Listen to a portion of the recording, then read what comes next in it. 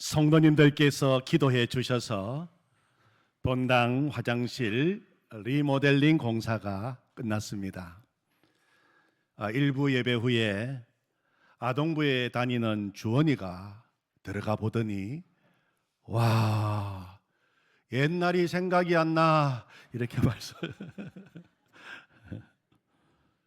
우리가 함께 매주일마다 기도한 대로 은혜 가운데 모든 공사가 진행되어 감사하고 좋은 일꾼들을 붙여주셔서 큰 어려움 없이 공사가 진행되어 감사하고 무엇보다도 안전하게 리모델링 공사가 끝나게 되어서 감사합니다. 또 공사 기간 중에 우리의 신앙도 돌아보며 새롭게 되기를 기도하는 시간이 되어서 감사합니다. 다시 한번 기도해 주신 성도님들과 또 이 일을 맡아서 수고해 주신 박남규 장로님, 우리 서목사님, 관리 집사님 모든 분들에게 감사를 드립니다. 이번에 리모델링 공사를 당회에서 계획하면서 몇 군데 견적을 받아보니까 비용 차이가 많이 났습니다. 예산을 절감하기 위해 실내 인테리어 전문 업체에 맡긴 것이 아니라 공사 비용을 적게 써내신 설비공사 하신 분에게 맡기기로 결정했습니다. 근데 문제는 예산은 많이 절감되는데 공사하시는 분들에게 우리가 원하는 설계도를 그려드려야 하는 과제가 생기게 되었습니다. 그래서 이번에 건축 설계 회사에 다니는 둘째 아들 상은이 찬스를 많이 썼습니다. 밤이나 아침 일찍이나 낮이나 수시로 아들에게 전화해서 상은아, 이렇게 우리 공간에 맞추어서 설계도 한번 그려줘. 상은아, 공간이 너무 좁게 보이는데 어떻게 배치하면 될까? 설계도 다시 한번 그려줘. 상은아, 이것은 얼마 크기로 하면 돼? 다시 한번 그려줘. 몇 번이나 설계도를 우리 공간에 맞게 고치고 또 고치고 다시 그려서 보내주었습니다. 그래서 공사하시는 분들이 그 설계도를 벽에 붙여놓고 설계도를 보면서 공사를 하게 되었습니다. 이번에 공사를 하면서 정말 설계도가 중요하구나 하는 것을 실감했습니다. 우리 신앙도 매일매일 아름답게 리모델링 되기 위해서는 믿음의 설계도가 있어야 합니다. 원래 하나님이 디자인하시고 설계하신 내 인생의 오리지널 디자인 설계도가 뭔가를 확인하면서 우리가 신앙생활을 해야 됩니다. 그래서 이 예배 시간은 바로 하나님이 설계하시고 디자인하신 내 인생의 설계도를 다시 확인하는 시간이다, 그렇게 말할 수 있습니다. 어제 마지막으로 화장실 휴지통을 갖다 놓고 여러 가지 곳곳에 부착물을 붙일 때 마침 그때 초등학교 1학년, 2학년 하민이와 라엘이가 와 있었습니다. 하민이, 라엘이 도움이 컸습니다. 아이들도 함께 사용할 공간인데 하민이 라엘을 불러서 이리 와서 목사님 좀 도와줘. 휴지통을 날라주고 여기 앉아봐. 어디 붙이면 되겠어? 약간만 낮추세요. 거기가 딱 좋아요. 여기는 어때? 약간만 오른쪽으로 옮기세요. 거기가 딱 좋아요. 하민이, 라엘이가 얼마나 세심하게 가르쳐 주는지 정말 큰 도움이 되었어요. 이번 화장실 리모델링 꾸미는데 아이들도 함께 동참하게 되어서 정말 감사했습니다. 또 추수감사절에 맞추어 공사가 끝나게 되어서 감사합니다. 리모델링을 시작할 때 설교 시간에 공사 중 불편을 들어서 죄송합니다, 그렇게 설교했는데 드디어 공사 끝. 그동안 참아주셔서 감사합니다, 그렇게 말씀을 드리게 되어서 감사합니다. 사랑하는 성도 여러분, 우리의 믿음은 주님 앞에 서는 날까지 매일매일 리모델링 공사 중입니다. 날마다 새롭게 또 새롭게 되기를 원합니다. 우리가 장차 주님 앞에 서는 날, 그날 공사는 아름답게 끝나게 될 것입니다. 디모데후서 4장 7절 8절, 바울 사도가 하나님 앞에 서기 직전에 그가 마지막으로 한 이 고백이 나의 고백, 우리의 고백이 되기를 원합니다. 나는 선한 싸움을 싸우고 나의 달려갈 길을 마치고 믿음을 지켰으니 이제후로는 나를 위하여 의의 면류관이 예비되었으므로 주 곧 의로우신 재판장이 그날에 내게 주실 것이며 내게만 아니라 주의 나타나심을 사모하는 모든 자에게 도니라. 아멘. 오늘은 추수감사절입니다. 우리가 지키는 추수감사절은 그 유래를 두 군데에서 찾아볼 수가 있습니다. 첫 번째는 역사적으로 청교도들이 지켰던 추수감사절로부터 우리의 추수감사절 유래를 찾아볼 수 있습니다. 두 번째는 하나님의 말씀에서 더 근본적인 시작을 우리가 발견할 수가 있습니다. 첫 번째, 먼저 청교도들이 지켰던 추수감사절입니다. 1620년 영국에 있던 청교도들이 오직 신앙의 자유, 종교의 자유, 믿음의 자유를 찾아 수많은 어려움을 무릅쓰며 메이플라워 호라고 하는 배를 타고 대서양을 건넜습니다. 그들이 타고 간 이 메이플라워 호는 146명이 타고 117일간 항해하기에는 너무 작은 배입니다. 신앙의 자유를 찾아 항해하는 그들은 거센 대서양, 그 거친 파도의 위험뿐만 아니라 극심한 기아와 질병에 시달려야 했습니다.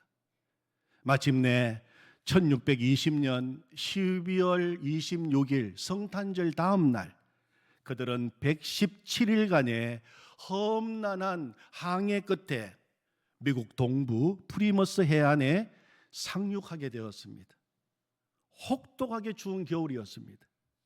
그들은 추위와 식량 부족으로 영양실조에 걸렸고 그리고 전염병까지 돌아서 다음해 봄이 되기 전에 44명이 목숨을 잃었습니다. 더더구나 신대륙의 기후 조건을 제대로 알지 못한 채 보리와 밀을 가져와 심은 그의 첫해 농사는 완전히 실패하고 말았습니다. 먹을 것도 없었습니다. 극심한 추위에 고통을 당했습니다. 앞날에 대한 두려움과 불안이 몰려오기 시작했습니다. 그때 그들이 할 수 있는 일이라고는 오직 기도밖에 없었어요. 오직 하나님만 바라보고 하나님을 붙들고 하나님께 예배하고 기도하는 일밖에는 없었어요. 그때 원주민 인디언들이 어려운 처지에 있는 청교도들을 도와서 몇 종류의 씨앗을 가져다 주었고 농사 기술도 알려주었습니다. 인디언들의 도움으로 옥수수, 호박, 감자 등을 추수할 수 있었습니다. 이에 청교도들은 그 열매를 거두고 이 귀한 열매를 주신 하나님께 감사를 드리며 추수감사절을 지켰는데 그것이 오늘날 우리가 지키는 추수감사절의 기원이 된 것입니다. 그들은 풍요로운 수확과 넉넉한 환경에서 감사한 것이 아니라 옥수수와 감자 몇 개로 하루하루 건건히 연명하던 때에 하나님께 감사한 것입니다. 어려워도 감사했어요. 청교도들이 지킨 추수감사절의 정신은 있어서 감사하고 넉넉해서 감사하고 모든 것이 풍족해서 감사한 것이 아니라 그렇지 않음에도 불구하고 감사를 찾아서 감사한 것입니다. 다른 것 없어도 이렇게 마음 하나님께 예배 드릴 수 있고 믿음을 지킬 수 있고 하나님을 찬양할 수 있다면 이보다 더 큰 감사 조건이 없다는 그런 고백으로 감사절을 지킨 것입니다. 우리는 청교도들의 이 감사를 보면서 이런 질문도 할 수 있을 것입니다. 왜 신앙의 자유, 예배의 자유를 찾아 나선 사람들을 하나님은 고난도 없고 고통도 없는 순탄한 길로 인도해 주시지 않고 그런 거센 고난의 파도와 고통의 혹독한 겨울을 통과하게 하시는지 이해가 안 됩니다. 그래도 감사해야 합니까? 우리는 합력하여 선을 이루시는 하나님의 뜻을 다 알지 못합니다. 그러나 우리가 분명히 아는 것이 있어요. 우리가 분명히 아는 것은 우리 하나님은 선하신 하나님이시고 우리를 사랑하시는 아버지이신 것은 우리가 분명히 알고 있습니다. 그 하나님을 우리가 신뢰하기에 우리는 감사할 수 있는 것입니다. 지난 11월 5일 며칠 전이죠. 11월 5일 11년 넘게 북한에 억류되어 있던 장문석 집사님이 석방되어 중국 장백의 자택으로 귀환했다는 기쁜 소식이 전해졌습니다. 장문석 집사님 중국 이름은 장원서입니다. 2014년 11월 북한 당국에 의해서 중국에서 납치되어 북한으로 끌려가게 되었고 북한 감옥에 수감되었습니다. 제목은 기독교 활동을 했다는 것입니다.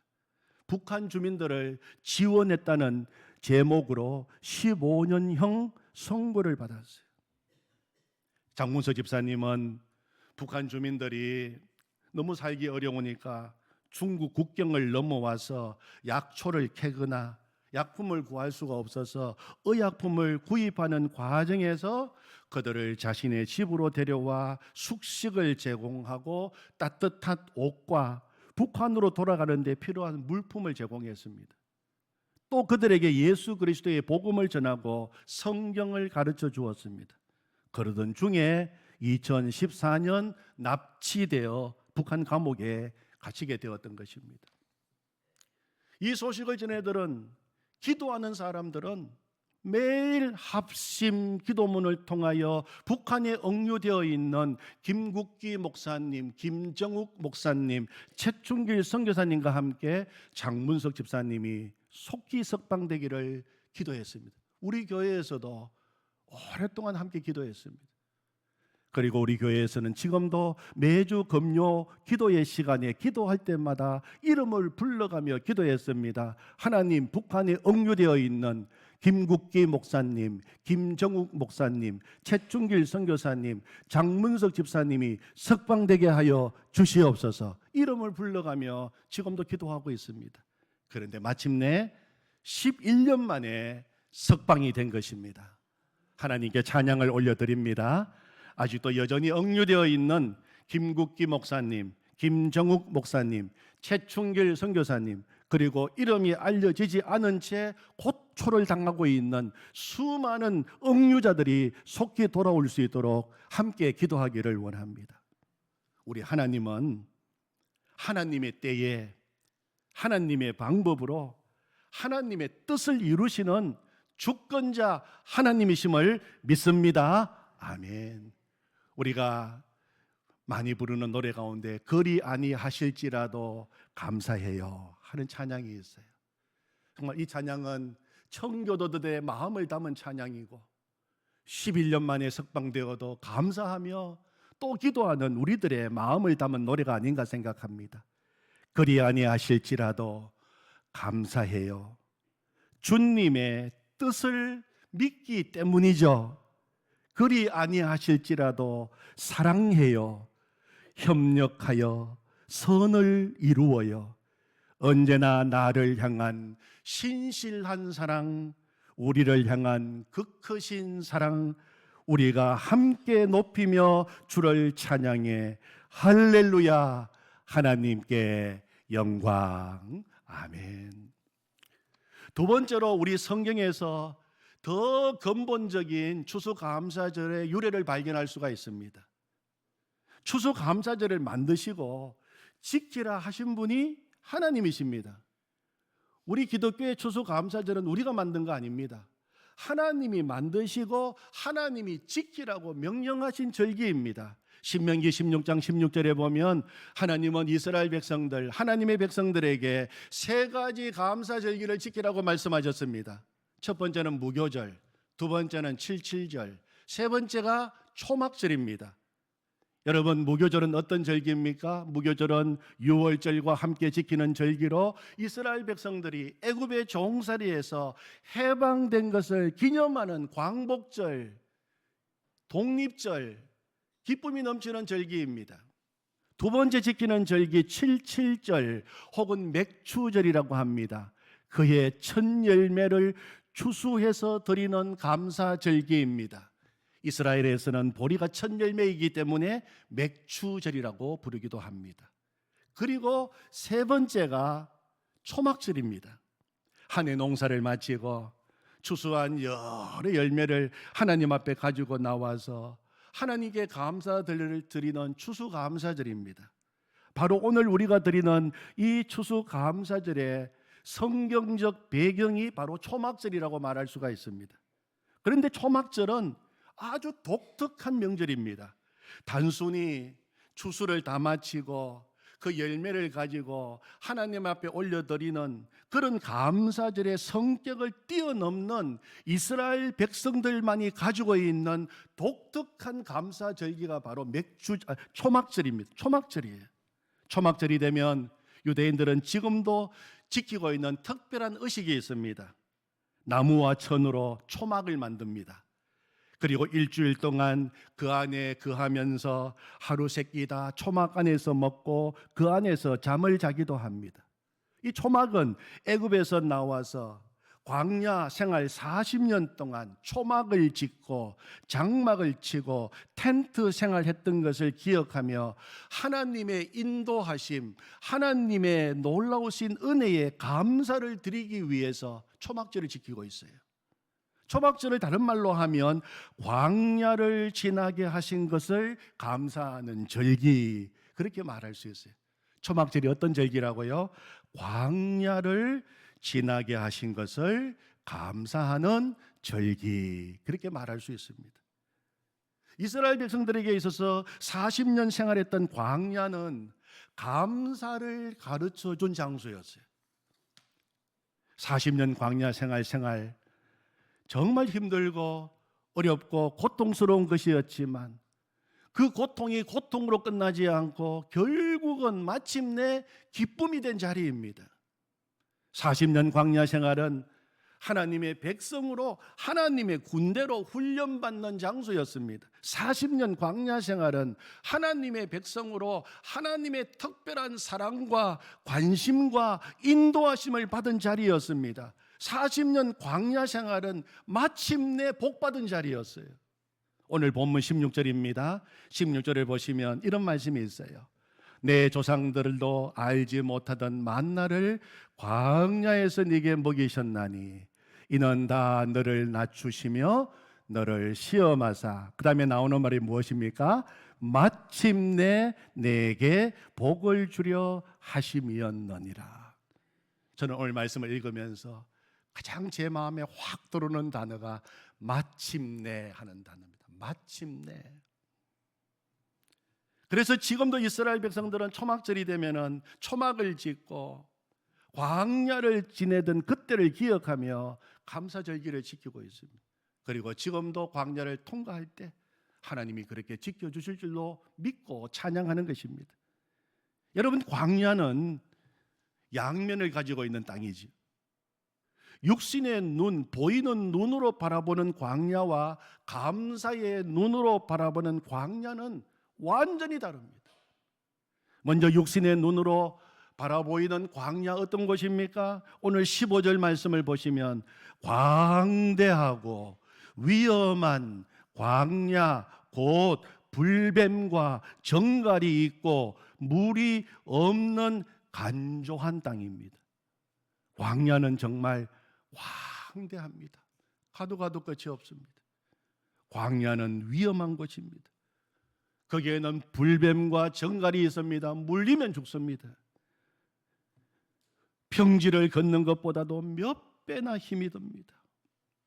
한 걸음 한 걸음 나가기가 정말 힘이 듭니다.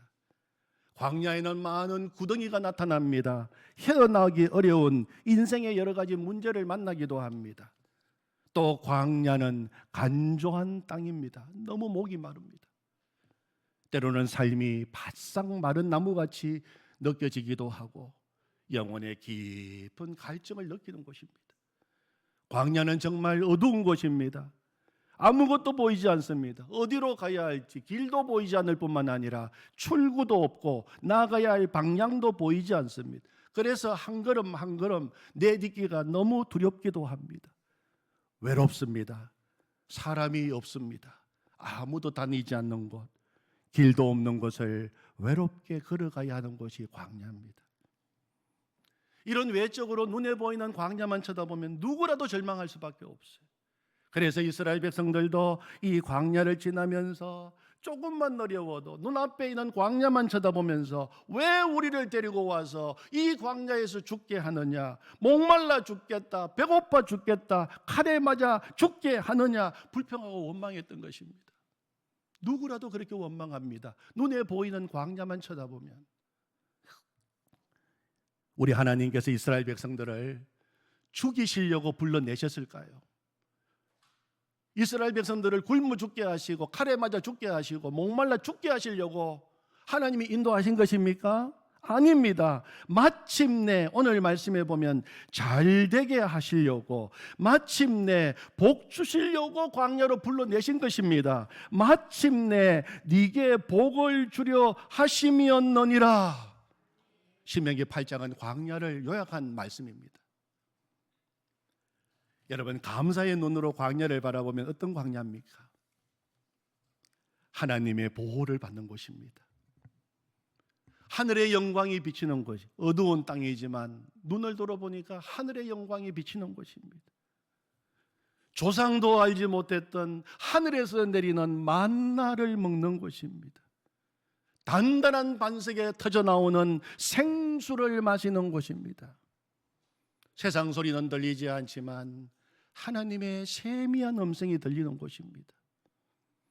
하나님의 놀라운 특별한 사랑을 받는 곳입니다. 아무도 없는 곳이지만 주님 손 붙잡고 걸어가는 곳입니다. 나는 죽고 내 안에 주님이 주인 되시는 곳입니다. 내 왕국은 무너지고 주님의 왕국이 세워지는 곳입니다. 그래서 내 영혼이 사는 곳입니다. 마침내 하나님이 준비하신 복을 받는 곳이 감사로 쳐다보면 광야인 것입니다. 광야는 육신의 눈으로 바라보면 아무것도 없는 곳입니다. 아무것도 없을 뿐만 아니라 아무것도 할 수도 없는 곳입니다. 그런데 여러분, 감사의 눈으로 쳐다보면 다 없어도 진짜 있는 게 있습니다. 누가 계십니까? 하나님이 계십니다. 선한 목자 되신 하나님, 아버지 하나님, 하나님이 계시는 것입니다. 나를 사랑하시는 아버지가 그곳에 계십니다. 나를 위하여 십자가에서 피 흘려 죽으시고 부활하시고 승리하신 예수님이 그곳에 계십니다. 그러므로 우리가 광야를 통과한다 하더라도, 때로는 우리가 광야로 내몰린다 하더라도 두렵지 않고 겁나지 않고 담대해지는 것은 주님이 늘 우리 곁에 계시기 때문입니다. 마침내 오늘 말씀 복을 주려 하심이었더라. 오늘 말씀에 보면 계속 되풀이되는 단어가 나옵니다. 낮추시는 곳입니다. 낮추신다는 말을 계속 나오고 있어요. 광야는 우리를 낮추시는 곳입니다. 2절 말씀에 보면 내 하나님 여호와께서 이 40년 동안에 네게 광야길을 걷게 하신 것을 기억하라. 이는 너를 낮추시며 너를 시험하사 네 마음이 어떠한지 그 명령을 지키는지 지키지 않는지 알려 하심이라. 3절에 보시면 너를 낮추시며 너를 줄이게 하시며 또 너도 알지 못하며 내 조상들도 알지 못하던 만나를 네게 먹이신 것은 사람이 떡으로만 사는 것이 아니요 하나 여호와의 입에서 나오는 모든 말씀으로 사는 줄을 네가 알게 하려 하심이니라. 그리고 또 16절 말씀을 보십시오. 거기에 보면은 너를 낮추시며 하는 말이 또 나옵니다. 광야는 우리를 낮추시는 곳입니다. 왜 낮추실까요? 우리가 스스로 낮아지기를 원치 않기 때문입니다. 그리고 낮추어지는 일은 하루아침에 되는 일이 아닙니다. 저절로 되는 일도 아닙니다. 그래서 하나님께서는 광야라고 하는 독특한 곳을 통과하게 만드시면서 우리를 낮추고 계시는 것입니다. 때로는 실패를 경험하게 하십니다. 때로는 정말 바닥까지 우리를 낮추십니다. 때로는 아무것도 없게 만드시기도 합니다. 때로는 너무 연약한 자리에 우리를 있게도 하십니다. 낮추시는 것입니다. 왜 낮추십니까? 우리로 하여금 하나님 없이는 아무것도 할 수 없음을 깨닫게 하시고, 그것을 입으로 진짜 고백하게 하시고, 하나님 없이는 안 된다는 사실을 깨닫게 하시고 고백하도록 하시는 것입니다. 우리를 진짜 겸손하게 만드는 자리입니다. 나는 이제 온전히 죽고 예수님께서 내 삶의 주인 되심을 인정하도록 하는 곳이 바로 광야입니다. 사랑하는 성도 여러분, 오늘 신명기 8장에 나오는 이 광야, 이스라엘 백성들만 통과하는 광야가 아닙니다. 하나님은 동일한 이유로 우리에게도 오늘도 광야를 허락하신다는 것을 기억해야 합니다. 광야는 특별한 사람에게만 허락하는 것이 아니라 예수 믿고 구원받은 하나님의 자녀라면 누구에게나 다 광야를 허락하신다는 것입니다. 애굽에서 나온 이스라엘 백성들, 누구는 일찍 가나안 땅에 들어가고 누구는 광야 통과한 거 아닙니다. 똑같이 광야 통과했습니다. 똑같이 하나님의 군대로, 하나님의 용사로, 하나님의 백성으로 훈련받은 것입니다. 광야입니다. 우리 교회에서 한 번은 추천도서로 소개해드렸던 이진희 목사님이 쓰신 광야를 읽다 하는 책이 있었습니다. 그 책에서 목사님은 인생은 광야를 지나는 것이다, 그것을 강조했어요. 인생은 광야를 지나는 것이다. 그러면서 책에 이런 말을 적어 놓았습니다. 인생을 산에 오르는 것이라고 한다면 지금까지 별로 이룬 것이 없는 우리는 실패자이다. 그러나 광야를 무사히 지나는 것이 성공이라면 우리에게는 희망이 있다. 우리 인생은 산을 오르는 것보다는 광야를 지나는 것과 더 많이 닮았기 때문이다. 광야는 끝이 보이지 않는다. 얼마나 더 가야 하는지 짐작조차 할 수 없다. 산은 길이라도 있지만 광야는 길도 보이지 않는다. 그래서 산을 오를 때에는 지도가 필요하지만 광야에서는 나침판이 필요하다. 산은 위로 올라갈수록 전체가 한눈에 들어오지만 광야는 전체를 가늠할 수 없다. 산은 쉽게 변하지 않으나 광야는 하루가 다르게 변화한다. 오늘 있던 모래 언덕이 내일이면 사라지는 경우가 허다하기 때문이다. 광야를 지날 때에는 모든 것이 불확실하다. 그래서 아무리 자신감이 넘치는 사람도 자신의 무능력을 절감한다. 산은 오르다가 힘들면 되돌아 내려올 수 있다. 하지만 광야는 돌아갈 수 없다. 광야를 통과하는 방법은 더 깊숙이 광야로 들어가는 것뿐이다. 결혼하는 것이 산에 오르는 것이라면 결혼 생활을 하는 것은 광야를 통과하는 것이다. 아이를 낳는 것이 산을 오르는 것이라면 아이를 키우는 것은 광야를 통과하는 것이다. 직장에 들어가는 것이 산에 오르는 것이라면 직장 생활은 광야를 통과하는 것이다. 인생에서 광야가 더 많이 펼쳐져 있음을 안다면 사람들은 더 높은 곳을 오르려고 발부둥치지 않을 것이다. 더 빨리 올라가려고 애쓰지도 않을 것이다. 광야인 줄 모르고 산을 오르는 것처럼 살고 있기에 인생은 힘들고 지치고 낙심하는 것이다. 사랑하는 성도 여러분, 지금 광야를 통과하고 계십니까? 광야를 잘 지나가고 계십니까? 잘 통과하시기를 기도합니다. 주님 손 붙잡고 광야 통과하십시오. 그러면 걱정 없습니다. 그래서 마침내 지금 여러분이 지나고 있는 그 광야가 마침내 복받는 감사의 자리가 되기를 축원합니다. 아멘. 하나님 아버지 감사합니다. 오늘 추수감사절을 맞이하여 청교도들의 감사, 초막절의 감사에 대해서 말씀을 나누었습니다. 하나님 아버지 감사합니다. 정말 우리의 감사가 그럼에도 불구하고 감사 찾아 감사하고 주님 찬양하고 예배 드릴 수 있는 것이 가장 감사하고, 오늘 초막절 감사처럼 광야가 나의 감사의 자리가 되게 하여 주시옵소서. 감사의 눈으로 광야를 바라보게 하여 주시옵소서. 예수님 손 꼭 붙잡고 광야 잘 통과하게 하여 주시옵소서. 마침내 복받는 자리가 되게 하여 주시옵소서. 예수님의 이름으로 기도하옵나이다. 아멘.